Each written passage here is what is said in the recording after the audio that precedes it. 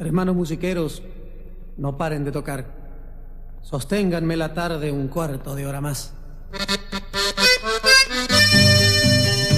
Quiero pararme adentro del chamamé y cantar este dolor tan nuestro, tan mencho y popular, este dolor de siglos que le obligó a llorar al acordeón alegre y a nuestro maracá.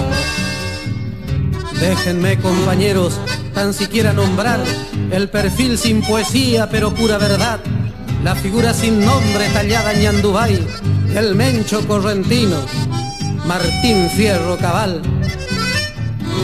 A vos te llaman mencho y yo te digo hermano, sos hijo de mi tierra igual que el Ñandubay. No pueden doblegarte los soles del verano, ni heladas en invierno que para vos no hay.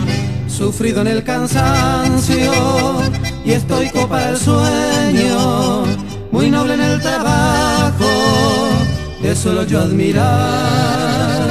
A vos te llaman mencho, el tape correntino, y llevas en la sangre la estirpe de Cabral.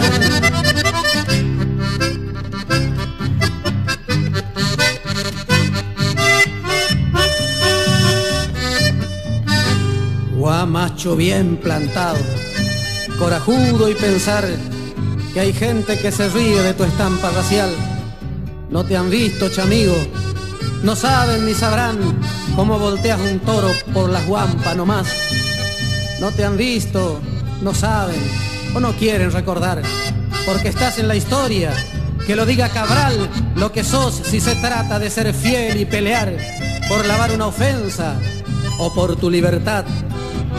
Sobre tu lomo pesa una larga maldad de hermanos avivados que un día han de pagar tu sudor y tu atraso, que da risa al pensar que si te falta escuela, que si te falta escuela te sobra dignidad. Como en los entreveros de ponchos y de lanzas, Malvinas te vio entero frente a su mar sin fin. Y allí otra vez la patria recibió como ofrenda tu sangre roja y pura, muchacho guaraní.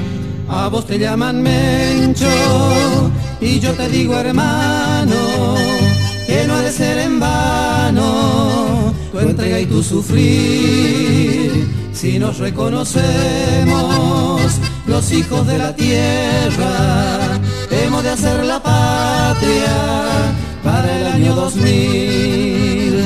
Si nos reconocemos los hijos de la tierra, hemos de hacer la patria